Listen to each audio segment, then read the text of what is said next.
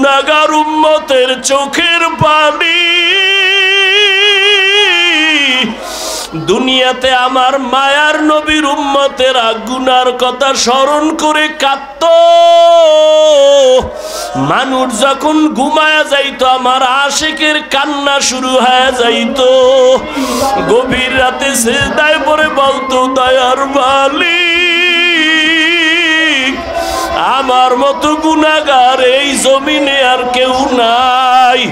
গুনার কারণে আমার হাত না পাক, আমার চোখ না পাক, আমার জিহ্বা না পাক, আমার অন্তর না পাক। আয় আল্লাহ, তোমার দেওয়া সূর্যের আলো, পানি, বাতাস সব নেয়ামত খাইয়া তোমার নাফরমানি করেছি।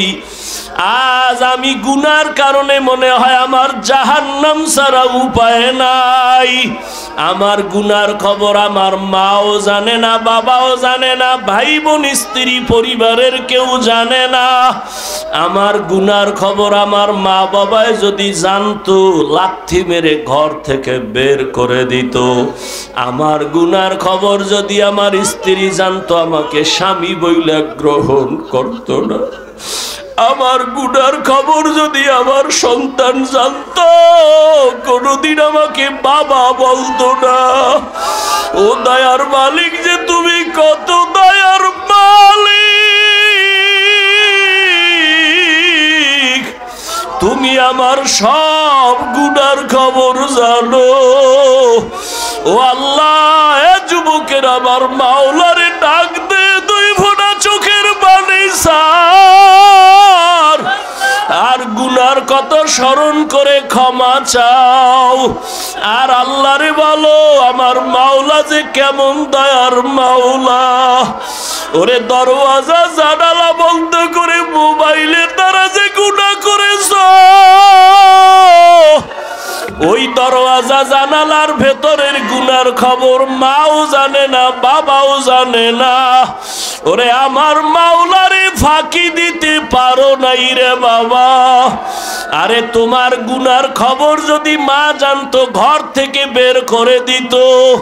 কিন্তু আমার মাওলা যে কেমন দয়ার মালিক, গুনাহ করছি দেখছি, এরপরও ঘরের থেকে বের করে দেয় নাই, সম্মানের চেয়ার থেকে ফালাইয়া দেয় নাই।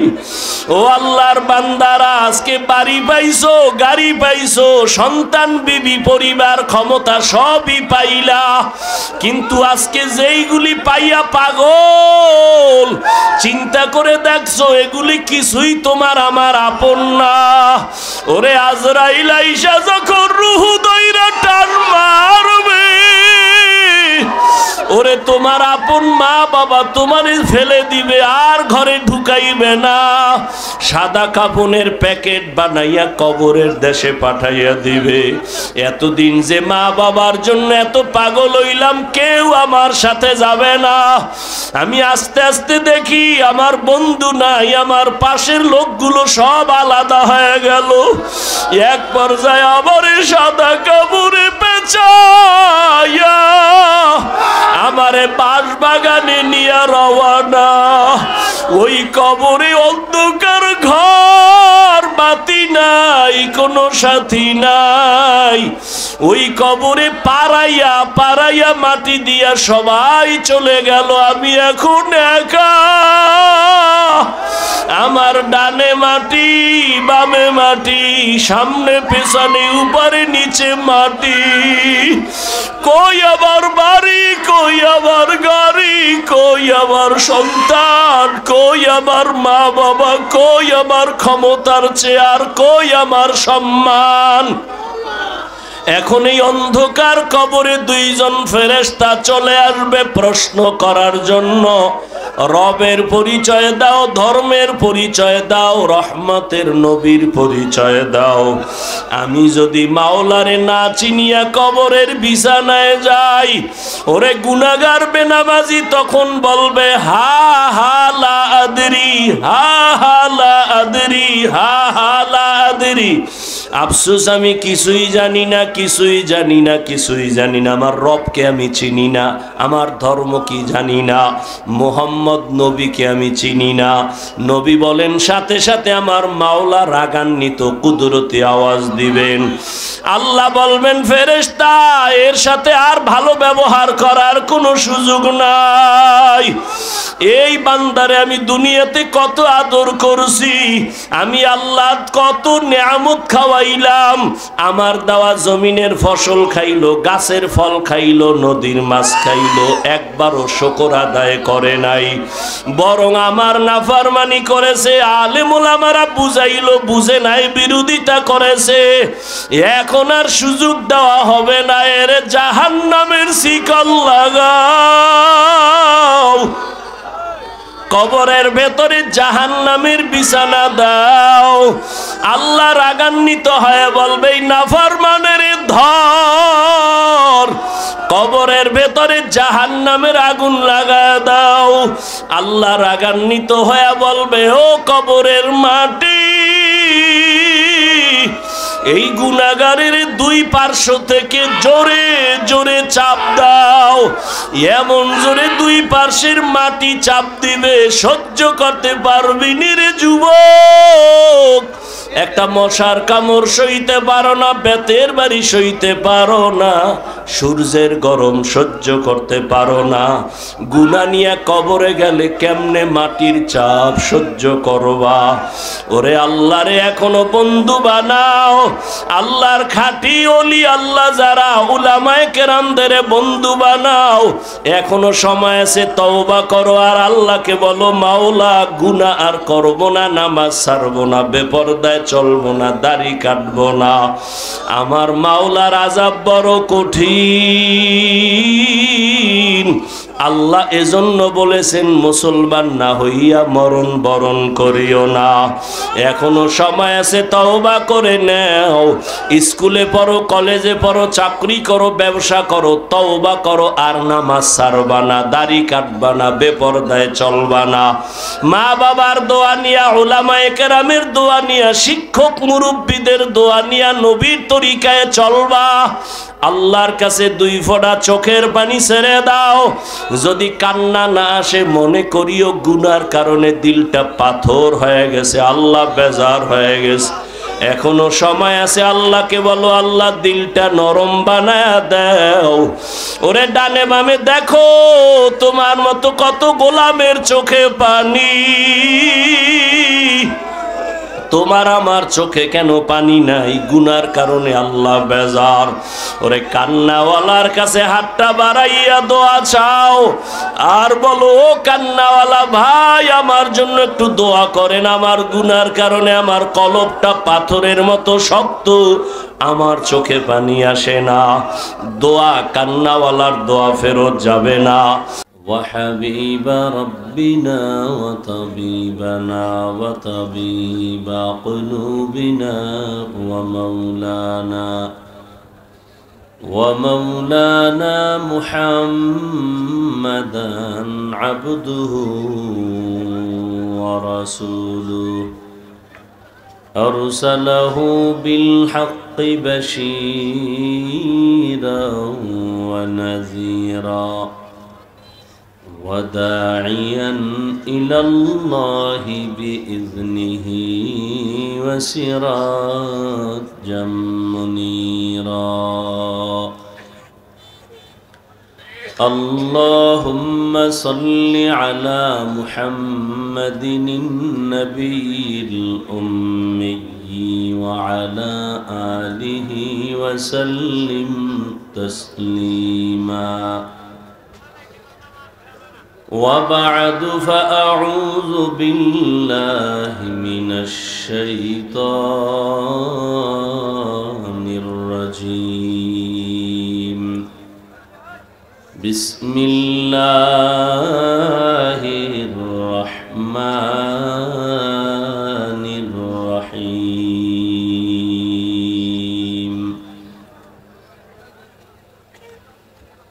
يا أيها الذين آمنوا اتقوا الله حق تقاته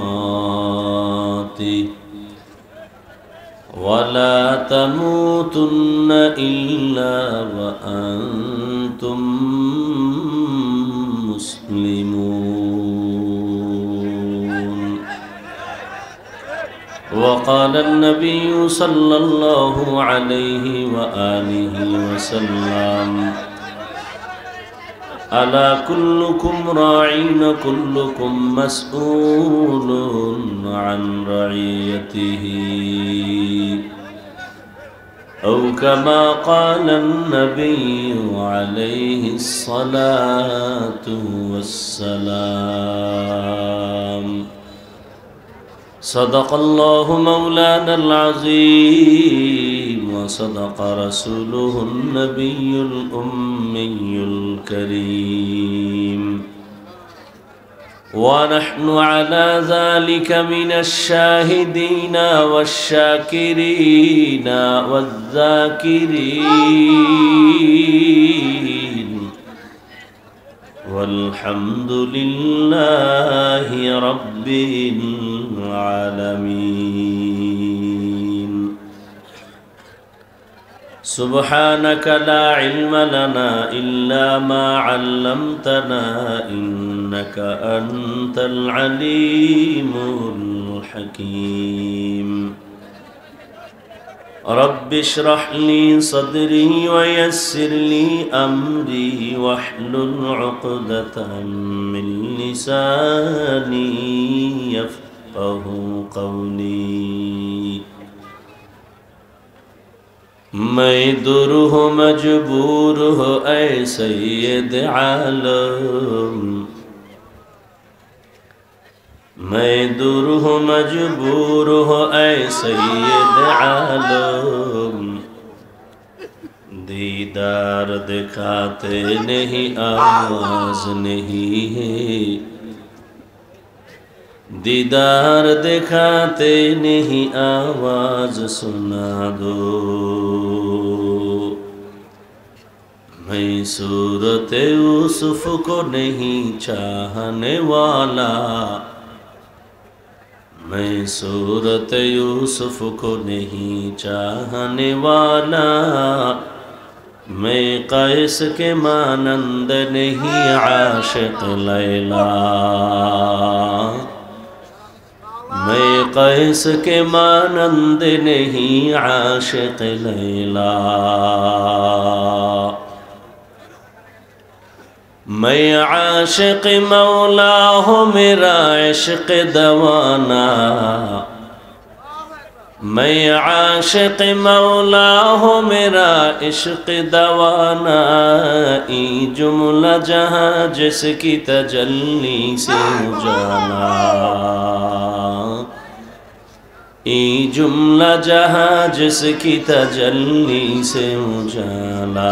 ला इलाहा इल्लल्लाह, ला इलाहा इल्लल्लाह, ला इलाहा इल्लल्लाह, ला इलाहा इल्लल्लाह, ला इलाहा इल्लल्लाह, ला इलाहा इल्लल्लाह, ला इलाहा इल्लल्लाह, ला इलाहा इल्लल्लाह, ला इलाहा इल्लल्लाह, ला इलाहा इल्लल्लाह, ला इलाहा इल्लल्लाह, ला इलाहा इल्लल्लाह, ला इलाहा इल्लल्लाह,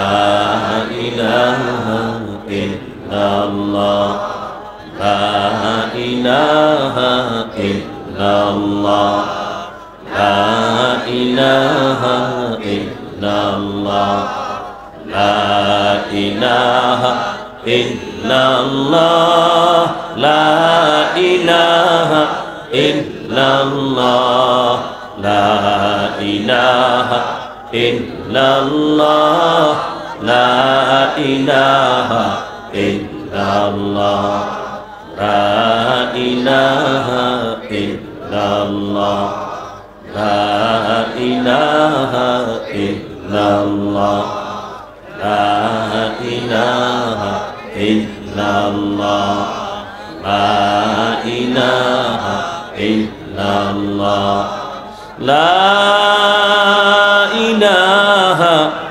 ইল্লাল্লাহ মুহাম্মাদুর রাসূলুল্লাহ।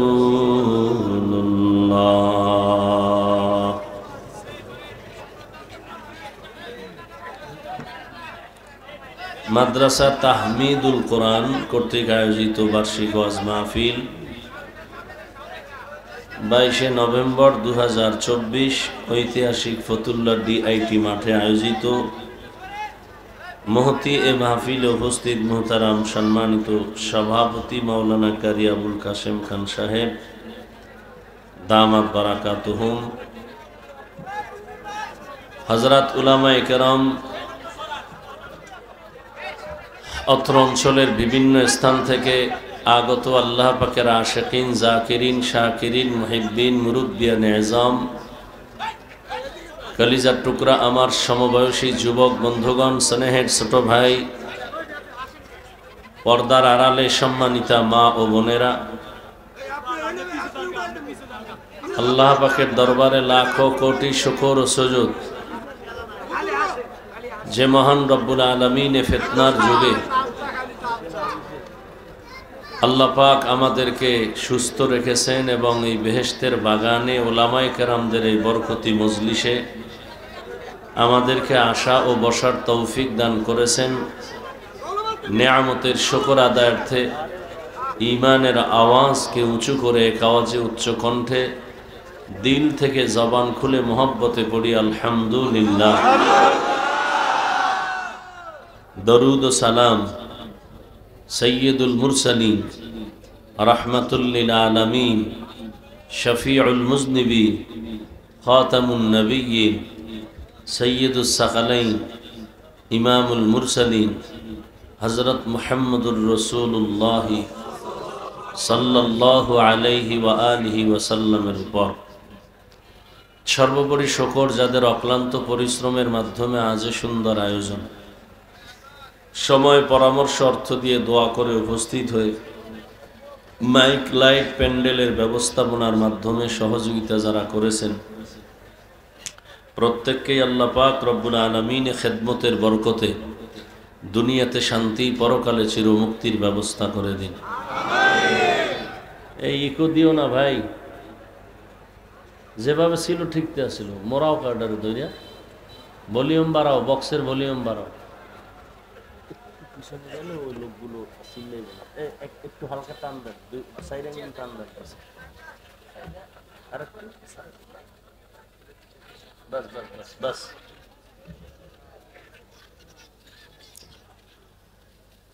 হযরত উলামায়ে কেরাম দীর্ঘ সময় কোরআন সুন্নাহর আলোকে আলোচনা রেখেছেন, আপনারাও ধৈর্যের সাথে শুনছেন আলহামদুলিল্লাহ। অত্যন্ত গুরুত্বপূর্ণ আলোচনা রেখেছিলেন আমার আগে এই নারায়ণগঞ্জের সন্তান, ঐতিহ্যবাহী বারিদারা মাদ্রাসার স্বনামধন্য মুহতামিম হযরত গুরুত্বপূর্ণ আলোচনা করেছেন। তার আগে আরও অনেক উলামায়ে কেরাম আলোচনা করেছেন। উলামায়ে কেরামের কথাগুলো সহি তরিকায় আমল করার তৌফিক আল্লাহ আমাদেরকে দান করেন। উলামায়ে কেরামের আলোচনা শুনবেন না কেন? জমিনের মধ্যে উলামায়ে কেরাম গোটা দুনিয়ার মানুষকে নিয়ে যেই ভাবাটা ভাবে, উলামায়ে কেরাম মানুষ কিভাবে শান্তিতে থাকবে, পরিবার নিয়ে, সন্তান নিয়ে, সংসার নিয়ে, সমাজ কিভাবে সুন্দর থাকবে, রাষ্ট্র কিভাবে সুন্দর থাকবে, সার্বিকভাবে উলামায়ে কেরাম যেই পরিমাণ উম্মত নিয়ে ভাবে, এই ভাবনাটা পৃথিবীর আর কারো মধ্যে নেই। কেউ বলতে পারবেন না যে হ্যাঁ অমুকে ভাবে, না, কেউ দল নিয়ে ভাবে আমার দলটা গুছাই, কেউ নিজের পজিশন নিয়ে ভাবে, নিজের পরিবার নিয়ে ভাবে, কিন্তু পুরা দেশের মানুষের শান্তি সম্মান কিভাবে ঠিক থাকবে এ নিয়ে কেউ ভাবে না, একমাত্র উলামায়ে কেরাম। এজন্য আমি প্রায় সময় বলি যে উলামায়ে কেরাম ছাড়া আর নিঃস্বার্থ আপন বন্ধু এই উম্মতের আর কেউ নেই।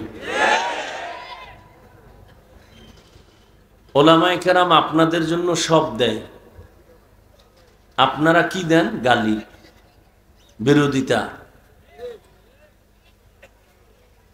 সকাল 9টা থেকে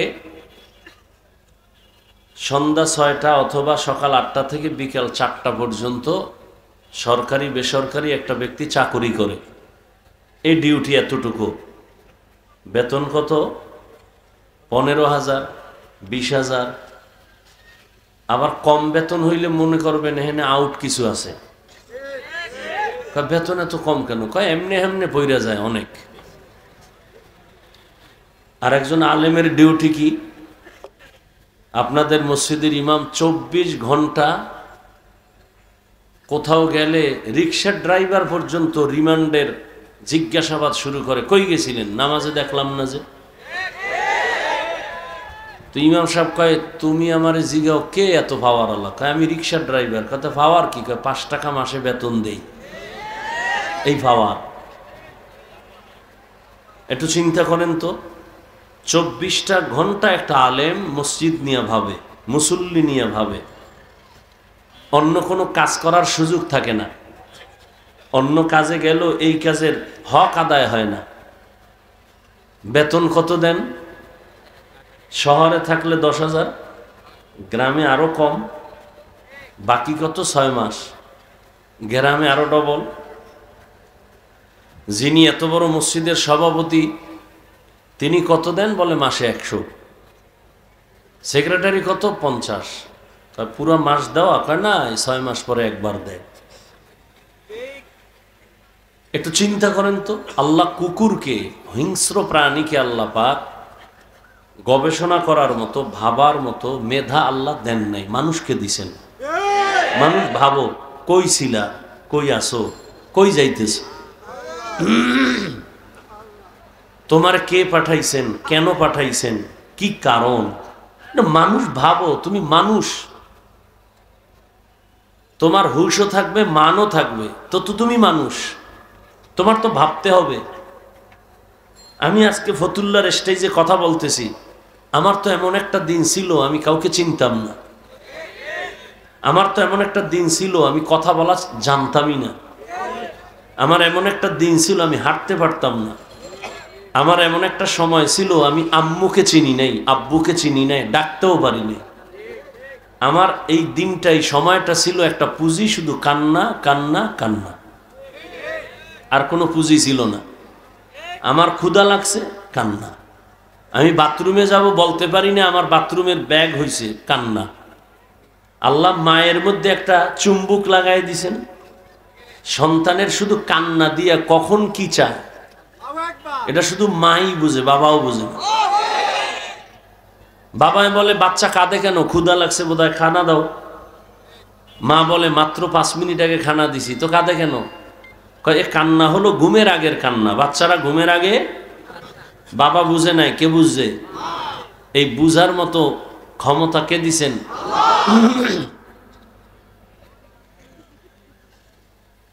দুনিয়াতে যা কিছু আছে এগুলো সব কিছু আল্লাহ দিছেন কেন? সূর্য, চন্দ্র, গ্রহ, নক্ষত্র, গাছপালা, পানি, বাতাস, আগুন, সব কিছু দিছেন। এগুলো দেখে দেখে ভাবো, ভাইবা ভাইবা তুমি কি ফলাফল নিবা, এগুলি কে বানাইছেন এটা ভাইবা, তারে খুঁজবা, খুঁজা তার সাথে একটা সম্পর্ক তৈরি করবা। আল্লাযীনা ইয়াযকুরুনাল্লাহা কিয়ামান ওয়া কুউদান ওয়া আলা জুনুবিহিম ওয়া ইয়াতাফাক্কারুনা ফী খালকিস সামাওয়াতি ওয়াল আরদ রব্বানা মা খালাকতা হাযা বাতিলান সুবহানাকা ফাকিনা আযাবান নার। জ্ঞানী কারা? আমরা বলি বুদ্ধিজীবী। তা আমি মাঝে মাঝে বলি তোমার জিবি কত, 1 জিবি না 2 জিবি? কত আসিল জানি না, পুরা জিবি হ্যাং হয়ে গেছে। এই জন্য আলেমও ভাল লাগে না, নামাজও ভাল লাগে না, মাঝে মাঝে আল্লাহরেও ভালো লাগে না। জিবি আসিল কি হয়ে গেছে? হেরা হইল বুদ্ধিজীবী। কেমনে বুদ্ধিজীবী? যে মদের বোতল লইয়া বউরে মা কয়, এই বুদ্ধিজীবী। দাঁড়ায় প্রস্রাব করে, বুদ্ধিজীবী। ডান হাতে বিড়ি টানে, বাম হাতে চা টানে, বুদ্ধিজীবী। আর আল্লাহ কারে বুদ্ধিজীবী কয়? আল্লাহর দৃষ্টিতে আল্লাহ কয় বুদ্ধিজীবী আসলে কে জানো? ইয়াযকুরুনাল্লাহা কিয়ামা ওয়া কুউদা ওয়া আলা জুনুবিহিম। যারা আমার আল্লাহকে স্মরণ করে দাঁড়ানো অবস্থায়, বসা অবস্থায়, হাঁটা অবস্থায়। আমারে এই কথা বলার শক্তি দিছেন কে? খুঁজে খুঁজে বের করে, তিনি আমার আসল মালিক। আমি ঘুমের মধ্যে মইরা গেছি, মরার দোয়াই তো পড়ছিলাম, আল্লাহুম্মা বিসমিকা আমুতু। ও আল্লাহ, তোমার নামে আমি মরি, মরে গেছি। তুমি যদি না উঠাও, আমার মাও উঠাইতে পারবে না। যারা হাঁটা চলা অবস্থায় সবসময় গবেষণা করে, আমাকে কে বানাইলেন, আমাকে কে দাঁড় করাইলেন, যিনি শক্তি দিছেন দাঁড়ানোর, ওই আল্লাহ যদি বসার শক্তি না দেয়, বসতে পারবো না। বসার পরে যদি দাঁড়ানোর শক্তি না দেয়, আমার আর দাঁড়ানো যাবে না। কদম একটা দিয়া সামনে কদম যদি দিতে না দেয়, আমার আর কদম দেওয়া চলবে না। জ্ঞানী যারা, এরা ভাববে আসমান কে বানাইলেন, একটা খুঁটি নাই, সামান্য একটা 3 খাডালের হ্যান্ডেল দুনিয়ার বাঁশগুলো দিয়ে খাড়া করছে। আর আল্লাহর এত বিশাল বড় আসমান, এখান থেকে 500 বছরের দূরত্ব প্রথম আসমান। এইভাবে একটা না 7টা আসমান আল্লাহ টানাইছেন। উপর দিয়ে কোনো রশিও নাই, নিচের থেকে কোনো খুঁটিও নাই, কোনোদিন নাড়াচাড়া করে না। এইভাবে বিনা খুঁটিতে এত সুন্দর নীল আকাশ কে টানায় রাখছেন? যারা জ্ঞানী তারা ভাবে এর পেছনে একজন মিস্ত্রি আছে, মালিক আছে। এই মালিকের এত চিনলাম না। বলখের বাদশাহ ইব্রাহিম ইবনে আদহাম মখমলের চাদরে আরামে ঘুমায়। হঠাৎ খবর শুনতেছে, কে যেন ঠক ঠক করে আওয়াজ দেয় তার ঘুমের ছাদের উপরে, ঘুমের বিছানার উপরে। প্রহরীরে ডাক দিয়া বলে, কে আওয়াজ দিল? কয় দেখি না তো কেউ রে। কয় আমি তো শুনলাম হাঁটে, কোনো আওয়াজ নাই। কে এমন সুন্দর আওয়াজ দিয়ে আবার চলে গেল? একজনে গাইবি আওয়াজ দিয়ে কইতেছে, আমি আমার হারানো একটা ঘোড়া তালাশ করতে আইছি তোমার ছাদে। হারানো ঘোড়া কি ছাদে পাওয়া যায়? আল্লাহ আল্লাহদের একটা কথার মধ্যে অনেক কিছু ঢুকানো। আল্লাহ হেদায়েতের দরজা খুলতেছেন, তো একটা বাহানা, একটা কৌশল অবলম্বন করছে। কাই বোকা, ছাদের উপর কি ঘোড়া পাওয়া যায়নি? বোকা তো তুমি। বলখের বাদশাহ ইব্রাহিম ইবনে আদহাম চমকে উঠে বসে গেলেন। এত বড় দুঃসাহস কার যে আমাকে বোকা বলল? এত বিশাল রাষ্ট্রের আমি মালিক, আমার কথায় পুরো দেশ চলে, আমাকে বোকা বলল কেন? বোকা বইলা কয়, আমি বোকা না, তুমি বোকা। আমি যদি ছাদের উপরে ঘোড়া না পাই, তুমিও সুন্দর মখমলের বিছানায় ঘুমাইয়া তোমার মালিকের পাইবা না। ইনজেকশন একটা দিয়া নাই, ভিতরে জ্বালা শুরু হয়ে গেছে।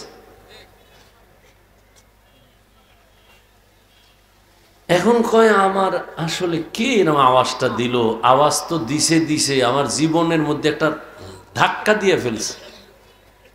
ভাবতেছে, জ্ঞানী মানুষ তো ভাবতেছে, ভাবতে ভাবতে ভাবতে ভাবতে মানুষ জমিনে বসে ভাবতে ভাবতে খালি উপরে উঠে, উঠতে উঠতে উঠতে উঠতে মহাশূন্যের উপরে চলে যায়।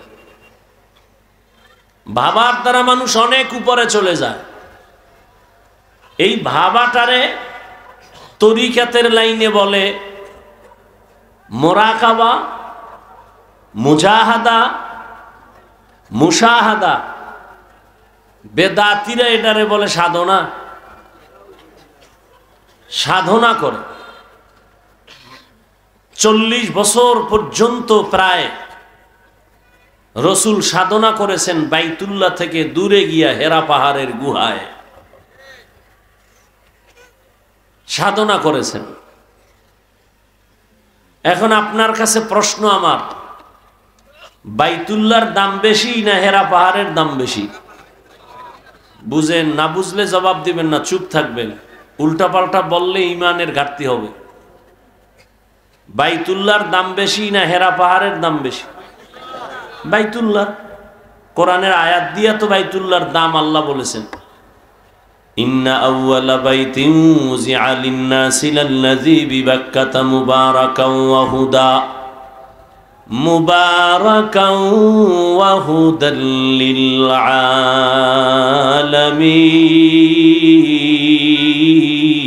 আলামিন।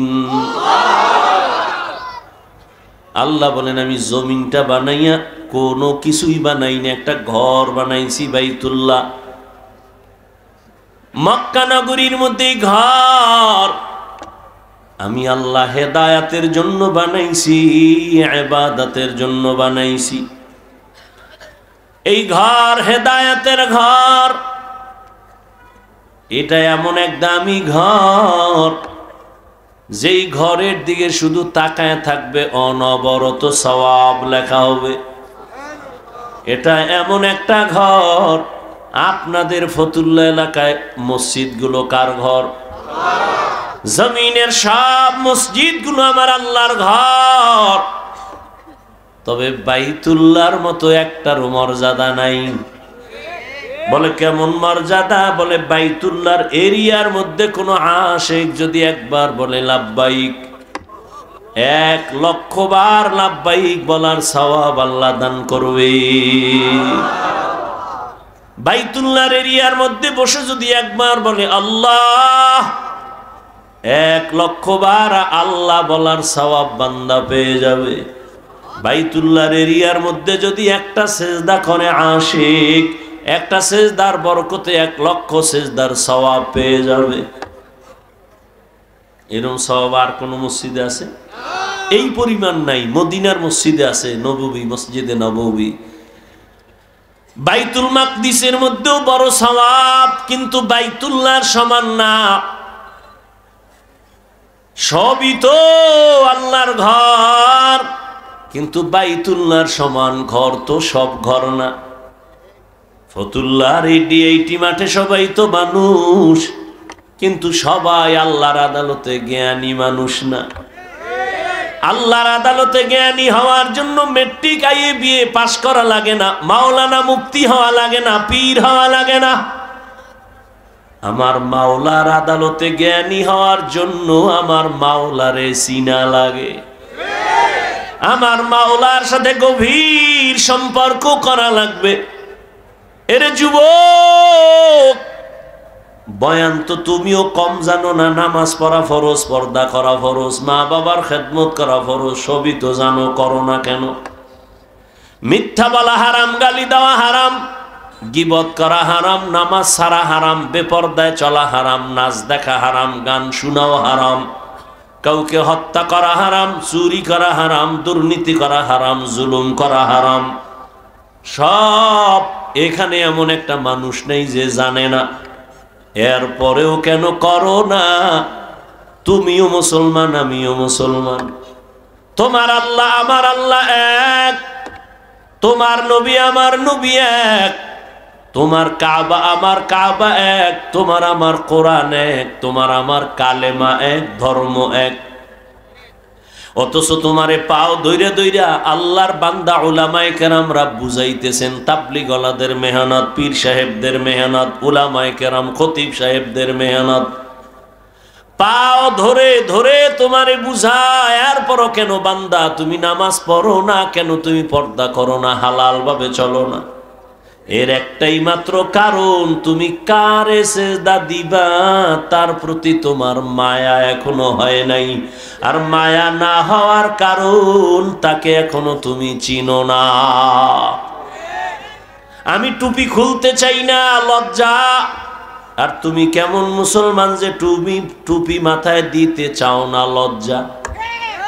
আমি দাড়ি কাটতে চাই না, লজ্জা। তুমি কেমন মুসলমান দাড়ি রাখতে চাও না, লজ্জা। আমি মসজিদে না ঢুকলে লজ্জা পাই, তুমি মসজিদে ঢুকতে গেলে লজ্জা পাও।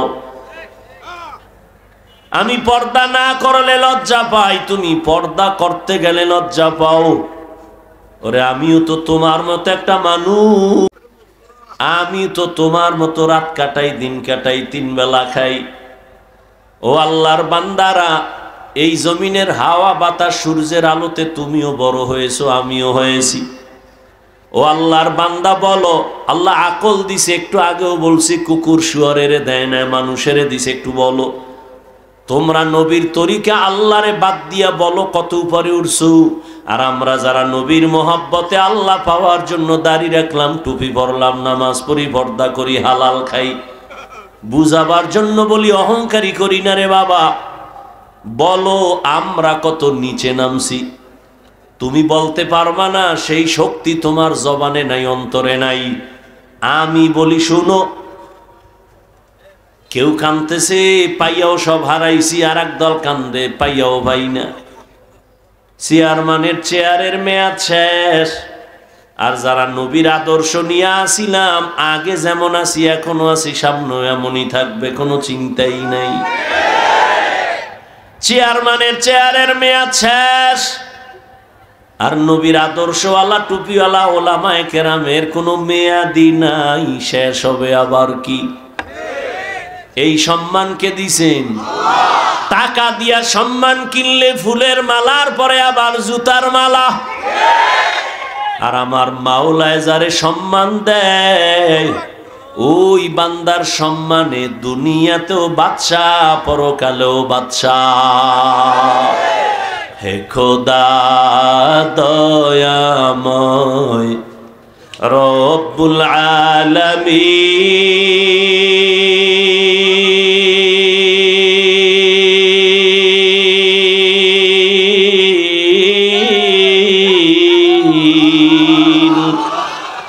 জীবনে মরণে ভয় কি হবে সেই দিন। হে খোদা ধরাতে আসিয়াজি বড়ই অসহায়,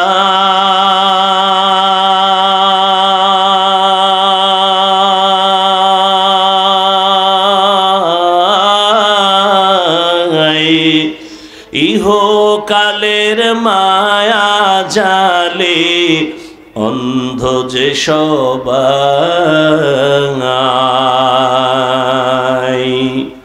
দাও হেদায়াত মুক্তি দাতা গফুরুর রহিম,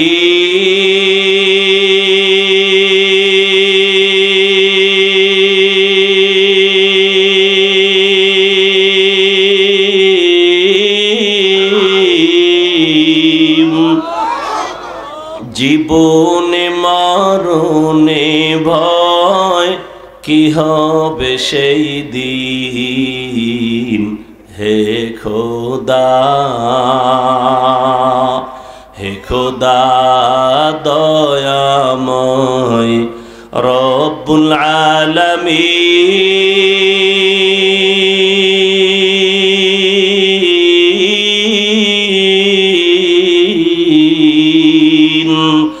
জীবনে মরণে ভয় কি হবে সেই দিন হে খোদা।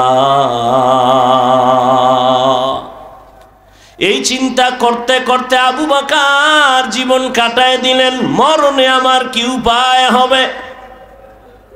পরশুদিন হাদিস দেখলাম, রহমতের নবী ইস্তেনজায় ঢুকছেন। ইস্তেনজা চিনেননি? এও তো অনেকে চিনেন, বাংলায় খাওয়া লাগবো না। রহমতের নবী হাজত ছাড়তে ঢুকলেন, বাথরুমে গেলেন। নবী বাথরুম থেকে বের হইয়া দ্রুত তায়াম্মুম করতেছেন মাটি দিয়া। কি করেন? তায়াম্মুম করতেছেন রহমতের নবী। সাহাবী ডাক দিয়া বলেন, ইয়া রাসূলুল্লাহ, ওই যে পানি দেখা যায়, পানি দেখলে তো তায়াম্মুমের আর দরকার কি? ওখানে যাইয়া ওযু করে নিবেন। রহমতের নবী বলে, রে সাহাবী, আমি যে বাথরুম থেকে বের হইছি ওই পানি পর্যন্ত যাওয়ার আমার কোনো গ্যারান্টি নাই। আমি এই জন্য তাড়াতাড়ি অজু বানাবো, পানি পাবো, তারপরে অজু বানাবো। ওই পর্যন্ত পৌঁছতে পারবো কিনা গ্যারান্টি নাই। এর মধ্যে না জানি আবার আজরাইল এসে হাজির হয়ে যায়। আজরাইল যদি আইসা হাজির হয়, আমার তো আর পানি পর্যন্ত যাওয়ার সুযোগ হবে না। চোখের সামনে দেখো লাশ আর লাশ। জানাজা পড়লি, লাশ কবরে দাফন করলি, আর পর নিজের লাশের চিন্তা করলি না। কত মা সন্তান হারায় কাঁদে, আমারে কে আম্মু বলে আর ডাক দিবে। মা সন্তান হারায় কাঁদে, আমি কাকে আম্মু বলে ডাক দিব? এরে আল্লাহর বান্দা, ভাই ভাই হারায় কান্না করতেছে, স্ত্রী স্বামী হারায় কাঁদে, স্বামী স্ত্রী হারায় কাঁদে। ও আল্লাহর বান্দা, এই কান্না তো তুমি কাঁদো না, তবে লেখা রাখো তোমার ঘরেও কিন্তু কান্না আসতেছে। এমন কান্না শুরু হবে আর কান্না শেষ হবে না। ও আল্লাহর বান্দারা, এত বয়ান জানো, শুনো, এরপরও কেন মানো না রে বাবা? এর একমাত্র কারণ, আমার মালিকের দরবারে যে যাওয়া লাগবে, দাঁড়ানো লাগবে, হিসাব দেওয়া লাগবে, সে চিন্তাই নাই। এই চিন্তায় যারে ধইরা ফালাইছি, ওই বান্দার দিকে তাকাইলি দেখবা চোখের কোঠায় পানি। কিও ভাই, তোমার চোখে পানি কেন? বলে, আমি মালিকের আদালতে কেমনে দাঁড়াইয়া জবাব দিব? রহমতের নবী আম্মা জান আয়েশার হুজরায় ঘুমায়। হঠাৎ নবী বলেন, আমি যদি ঘুমাই, আমার চোখ বন্ধ থাকলে আমার অন্তর ঘুমায় না। হঠাৎ আমি কানের মধ্যে শুনি, কে জানো আমার মাথার পার্শ্বে মসজিদে নববীতে কান্না করে রাতের গভীর। আমি উঠলাম, উঠা আমি বের হইয়া তাকায় দেখি রাতের গভীরে নামাজে দাঁড়ায়া কে কান্না করে? দুনিয়ার কোনো সাধারণ কেউ না, আমার কলিজার সাহাবী, জান্নাতের 1 নাম্বার সার্টিফিকেটধারী সাহাবী আবু বকর নামাজে দাঁড়ায়া দাঁড়ায়া কান্না করতেছি। আমি নবী পেছনে অপেক্ষা করতেছিলাম। নামাজে জিজ্ঞাসা করলাম, ও আবু বকর, আপনি নামাজে দাঁড়ায় কান্না করেন কেন? আবু বকর বলেন, ইয়া রাসূলুল্লাহ, আমি আল্লাহর আদালতে কেমনে দাঁড়াবো সেই ভয়।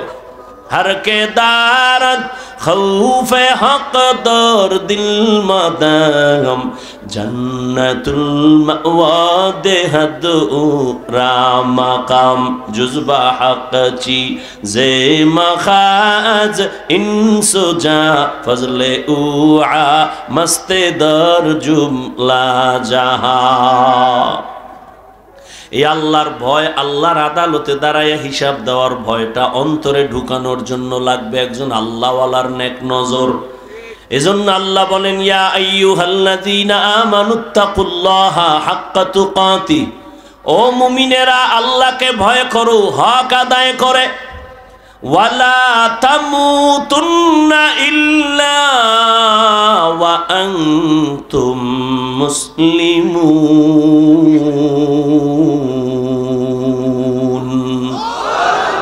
মুসলমান না হইয়া মরিও না, সাবধান।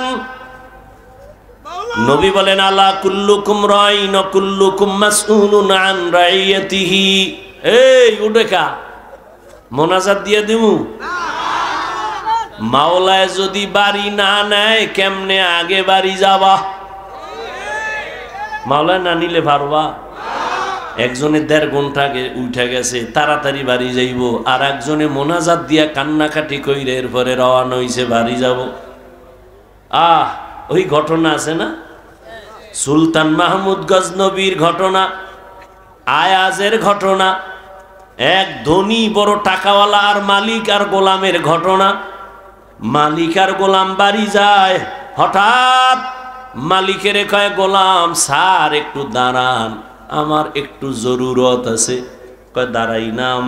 ঢুইকা গেছে মসজিদে, মসজিদে গিয়া সেজদায় যাইয়া কান্দে।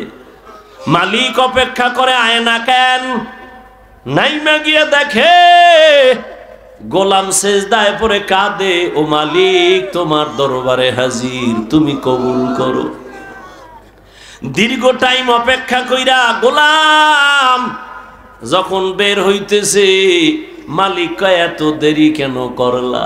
কয় যেই মালিক তোমারে মসজিদে ঢুকায় না, ওই মালিক আমারে যেন কেমন বের হইতে দেয় না। মাছ পানি ছাড়া ভাল লাগে না, মাছ পানি পাইলে মনে করে আমার জীবন।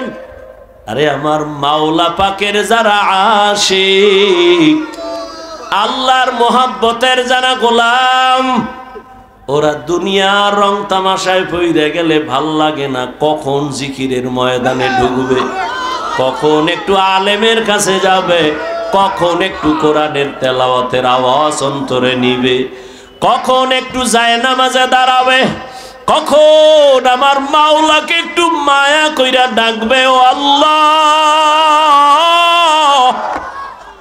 আরে আমার মাওলারে ডাকলেই তো বান্দা এত খুশি, আল্লাহর মোহাব্বত অন্তরে জমা হয়ে যায়। হানজালা নবীর সাহাবী, ঘটনা আপনারা নাম শুনছেন। হানজালা রহমতের নবীর বড় আশিক। একদিন রাস্তায় হাঁটে আর ঘুরে আর কয় না ফাকা হানজালা, না ফাকা হানজালা, আমি হানজালা মুনাফেক হয়ে গেছি, মুনাফেক। ঘুরতে ঘুরতে দেখা ওমরের সাথে। এই হানজালা কি চিল্লাও কেন? আমি মুনাফেক হয়ে গেছি। কয় কেন? কয় আমি নবীর কাছে যখন থাকি তখন আমার অন্তর এমন যে আমি আর কোনো দুনিয়ায় নাই, এখন আমি আমার মালিকের নজরে বসে আছি, দরবারে রেসালাতের সামনে আছি। এখন আমার ছেলের চিন্তা নাই, মেয়ের চিন্তা নাই, বাড়ির চিন্তা নাই, গাড়ির চিন্তা নাই, টাকার চিন্তা নাই, ক্ষমতার চিন্তা নাই। এখন আমার চিন্তা আমি একজনারে পাইছি, আমার নবী। আমি ওই নবীর হাত ধইরা আমার মালিকের একটু কেমনে দেখবো, যেই নবীর চেহারা এত সুন্দর, একটা নজর নবীর চেহারা দিয়ে তাকাইলে পেটের ক্ষুধা থাকে না। মায়ার নবী এত সুন্দর, আমার মাওলায়ের এত সুন্দর কইরা বানাইছেন, ওই মালিক আমার আল্লাহ না জানি কত সুন্দর। এত সুন্দর আসমান যিনি বানাইছেন তিনি কত সুন্দর, এত সুন্দর কণ্ঠ যিনি দান করছেন তিনি না জানি কত সুন্দর, এত সুন্দর রঙের ফুল বাগান সাজাইছেন তিনি কত সুন্দর। ওরে যারা মাওলার আশিক ওরা ভাবে আর খুঁজে আমার মালিক, আমার আল্লাহরে আমি তো এখনো পাইলাম না, ফুলের ঘেরান পাইলাম, কে বানাইলেন তারে তো পাইলাম না। ওরে আল্লাহর মোহাব্বত যার অন্তরে জমা হয়ে গেছে, সে একবার আমার মাওলারে দেখার জন্য পাগল। হানজালা বলে, আমি নবীর দরবারে থাকলে আমার অন্তর থাকে একরকম, আমি নবীর দরবারের বাইরে গেলে তখন আবার অন্তর দুনিয়ামুখী হয়ে যায়। আমার ছেলে, আমার বাড়ি, আমার গাড়ি, আমার টাকা, আমার পয়সা, আমার ক্ষমতা, আমার চেয়ার, এই সব আমার অন্তর আইসা জমা হয়, আমি মুনাফিক হয়ে গেছি। ওমর কয়, তো এই অবস্থা তো আমারও হয়। নবীর দরবারে থাকলে দুনিয়ার কোনো চিন্তা নাই, আবার যখন নবীর দরবার থেকে বাইর হইয়া যায় তখন আবার দুনিয়া আমারে পেয়ে ফেলে, দুনিয়া দুনিয়া আমাকে গ্রাস করে ফেলে, দুনিয়ার চিন্তা, ছেলের চিন্তা, মেয়ের চিন্তা আমাকে গ্রাস করে ফেলে। এবার কথা, চলো নবীর দরবারে চলো, সমাধান নেই। দোনোজনে যায়, মুনাফিক হয়ে গেছে। ওমরও কয় আমি মুনাফিক হয়ে গেছি, হানজালাও কয় আমি মুনাফিক হয়ে গেছি। হঠাৎ আবু বকর সিদ্দিক রাদিয়াল্লাহু তাআলা আনহুর সামনে দাঁড়ানো। এই ওমর, তুমি চিল্লাও কেন? কয় মুনাফিক হয়ে গেছি। হানজালাও কয় মুনাফিক হয়ে গেছি। কারণটা কি? বলে এই কারণ, নবীজির দরবারে যখন থাকি মনে হয় যেন দুনিয়াতে আমার আর কিছু নেই, নবী আমার কলিজা, আমি নবীর হাত লাগাই আমার মালিক আল্লাহর সঙ্গে মোলাকাত করব। কিন্তু নবীর দরওয়াজা থেকে বের হইলে তখন আবার ঢুইকা যায় ছেলে, মেয়ে, স্ত্রী, পরিবার, দুনিয়ার চিন্তা। আবু বকর কয়, অবস্থা তো আমারও, মনে হয় আমিও মুনাফিক হয়ে গেছি, আমার মাওলার ভয়। আর তুমি নামাজে দাঁড়াইয়াও দোকান নিয়ে ভাবো, নামাজে দাঁড়াইয়াও ছেলের চিন্তা, মেয়ের চিন্তা, ঘরের চিন্তা, ক্ষমতার চিন্তা। ওরে আবু বকর, নবীর দরবার থেকে বের হইলে দুনিয়া, নবীর দরবারে থাকলে দুনিয়ার চিন্তা নাই, এরপরও ভয়, কান্নার আওয়াজ। আর তোমার আমার তো নামাজের মধ্যেও দুনিয়া ঢুকানো, জিকিরের মধ্যেও দুনিয়া ঢুকানো, তোমার আমার চোখে পানিও নাই, কোনো আফসোসও নাই রে বাবা।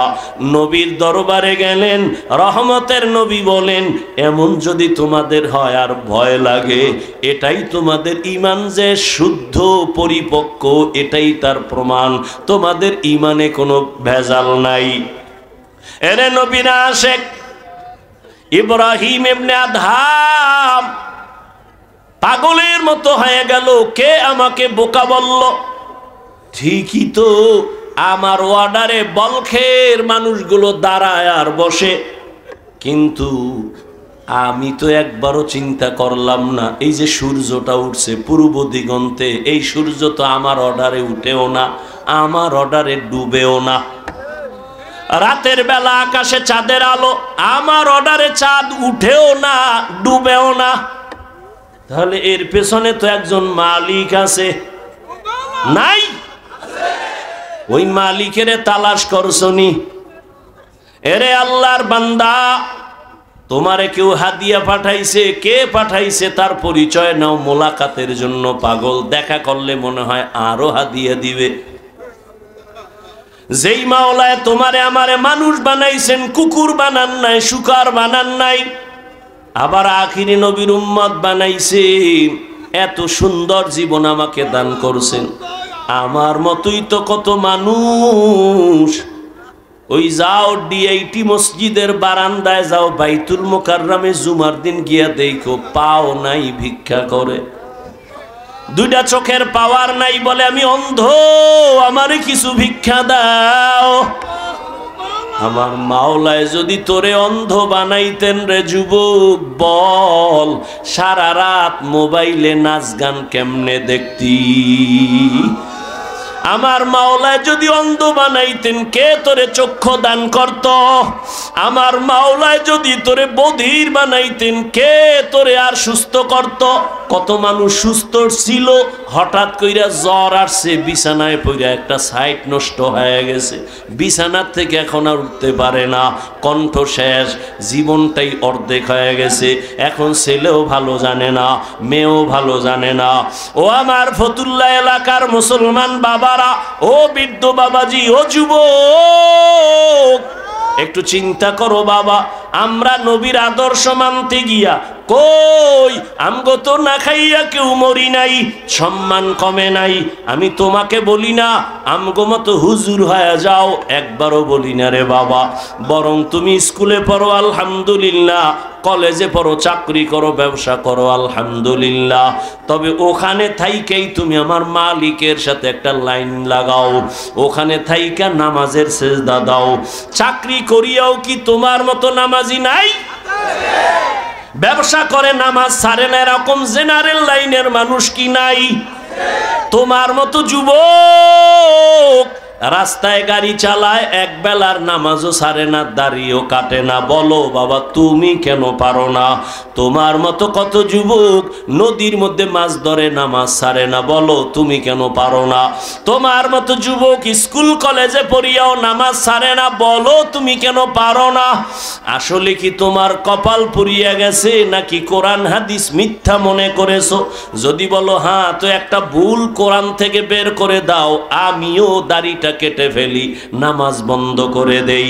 যদি কোরআনে ভুল হয় সবই ভুল, আল্লাহ ভুল। আর যদি বলো না আল্লাহর কোরআন সত্য, তো আল্লাহ আছেন সত্য, গুনাহ নিয়ে কবরে গেলে আযাব হবে তাও সত্য, নেক আমল নিয়ে যদি যাও জান্নাত পাইবা তাও সত্য। আল্লাহর কোরআন মিথ্যা না সত্য? ওই কোরআনে জান্নাতের বয়ান আসেনি, ওই কোরআনে জাহান্নামের বয়ান আসেনি। কে জান্নাতে যাবে কে জাহান্নামে যাবে আল্লাহ তাও বলেছেন। মনটাকে শুধু বুঝাইও। হাফিজুর রহমান ভাই তো আমাদেরকে হুজুর হওয়ার জন্য তাকিদ দেয় নাই, হাফিজ ভাই তো কওমি মাদ্রাসায় যাইতে বলে নাই, হাফিজুর রহমান তো তাবলিগ না গেলে জাহান্নামে যাবা বলে নাই। কি বলছে? স্কুলে পড়লেও নামাজ ছাড়া যাবে না। স্কুলে পড়িয়াও তো আমার মতো যুবক নামাজ পড়ে, আমি কেন পারি না? আমার মতো যুবক চাকরি করে নামাজ পড়ে, আমি কেন পারি না? আমার মতো যুবক ব্যবসা করে নামাজ পড়ে, আমি কেন পারি না? আমার কপাল বুঝি খারাপ, গুনার কারণে আল্লাহ বুঝি আমার উপরে বেজার হয়ে গেল। এখনো সময় আছে, তওবার দরজায় ফিরে আসো।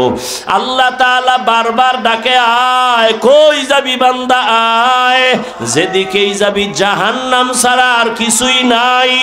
আমার দরজাটা শান্তির আর রহমতের দরজা, তওবা কর, জীবনের সব গুনাহ মাফ করে দিব। 5 বেলার নামাজ পড়ো, মা বাবার দোয়া নাও, বেয়াদবি করিও না, শিক্ষকের দোয়া নাও, বেয়াদবি করিও না, ওলামায়ে কেরামের পরামর্শ নিয়ে নামাজ পড়ো, দাড়ি রাখো, মা বাবার দোয়া নিয়ে চলো, চাকরি করো, ব্যবসা করো, হালাল ভাবে চলো, হারাম খাইও না, কারো হক নষ্ট করিও না, কারো উপরে জুলুম করিও না।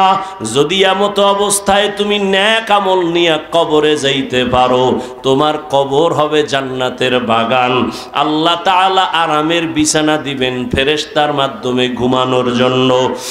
আর যদি বান্দা গুনার মজা পাইয়া গুনাহ করতে করতে করতে করতে আজরাইলের হাতে ধরা খাইয়াই যাও, আজরাইল যদি আইসা দেখে তোর কানের ভেতরে গানের তার লাগানো, তুই বিছানায় শুয়া শুয়া গানের তার কানে লাগাইয়া গান শুনতেছো, আজরাইল যদি এর মধ্যে আল্লাহ পাঠায়া দেয়, অবস্থা কেমন তোমার খারাপ হয়ে যাবে। ঈমান নাই, কালেমাও তোমার জবানে আর আসবে না। নবী বলে, একটা জ্যান্ত ছাগলের চামড়া খুললে যেমন কষ্ট পায়, একটা গুনাহগার বেনামাজির রুহুটা যখন আজরাইল নেয় সেই কষ্ট শুরু হয়ে যায়। আজরাইলকে দেখে এক হাত মাশরিকে আর এক হাত মাগরিবে, পা জমিনে মাথা আসমানে, চক্ষু দুইটা বড় বড়। এখানে দেখাই গুনাহগারের কলিজার মধ্যে কম্পন শুরু হয়ে যায়। আর যেই জাহান্নাম আল্লাহ বানাইছেন ওই গুনাহগারেরা জাহান্নামের ছবিটা দেখায়া দেয়। ও আল্লাহর বান্দা, তুমি আমি তো মানুষের কাতারেই নাই। যারা মানুষ, ওই যে আবু বকরের কথা বলতেছিলাম, রহমতের নবী যার কোনো গুনাহ নাই তিনিও কান্না করতেছেন আল্লাহর আদালতের হালাতের কথা চিন্তা করিয়া। আম্মা জান আয়েশা রাদিয়াল্লাহু আনহা বলেন, নবীজিকে আমি জিজ্ঞাসা করলাম, নবী আমার রুমে বৈশা কাঁদেন কেন? নবী বলেন, ও আয়েশা, হাসরের ময়দানে আমার উম্মতের কি উপায় হবে এই চিন্তায় আমি কান্না করতেছি। আম্মাজান বলেন, ও নবী, হাসরের মাঠটা কেমন হবে?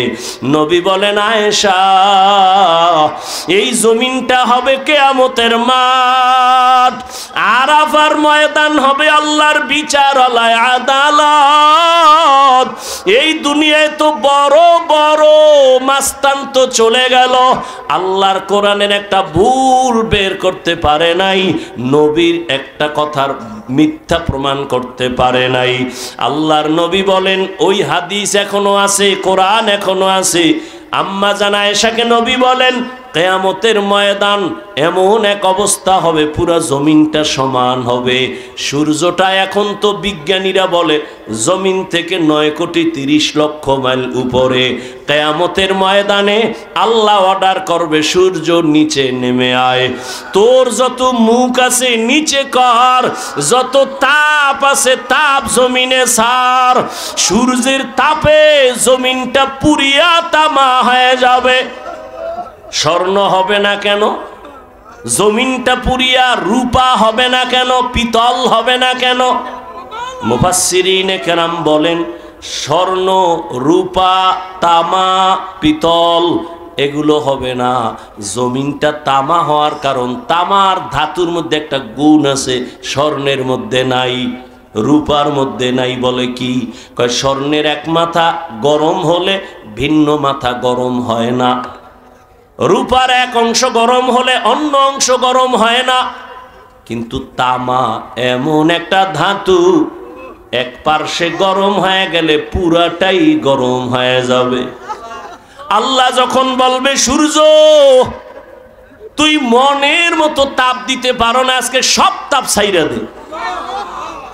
সূর্যের এমন তাপ শুরু হয়ে যাবে, জমিনটা তামা হয়ে যাবে।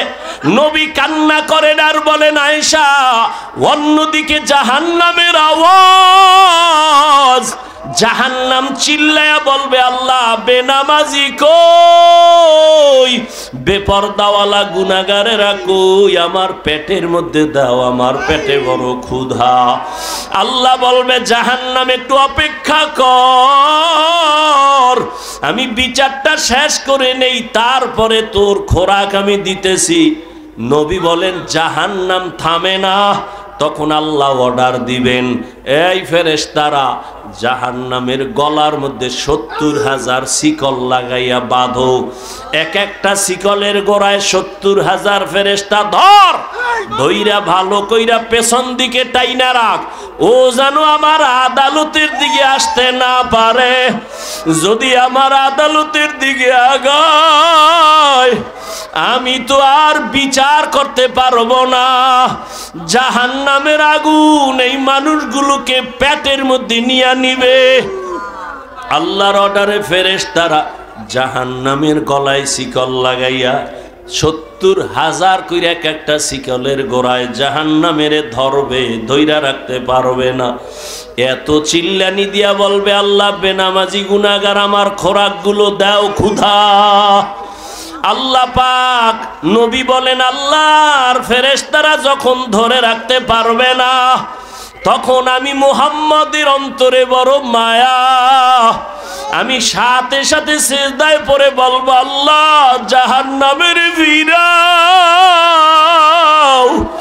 আমার উম্মত মনে হয় ধইরা ফালাইবে, ফিরাও, আমার উম্মত যেন জাহান্নামের আগুনে না যায়। আমার উম্মত যদি জাহান্নামে যায় আমি জান্নাতে যাব না। তখন আল্লাহ বলবে, নবী আপনি মাথা উঠাইয়া দেন, কাঁদিয়েন না, আপনার কান্না আমি সহ্য করতে পারি না। আমি মাথা উঠাইয়া দিব। আল্লাহ পাক দেখে জাহান্নাম এখনো দাঁড়ায় না, শিকলেও ধরে রাখতে পারে না। তখন আল্লাহ আমার সান্ত্বনার জন্য একটু কুদরতি হাতের পানি ফেরেশতারে দিয়া বলবে, জাহান্নামের গায়ে ছিটায়া দাও। যখন জাহান্নামের গায়ে আল্লাহর দেওয়া কুদরতের পানিটা ছিটায় দিবে, জাহান্নাম দ্রুত গতিতে পেছনে ভাগতে থাকবে।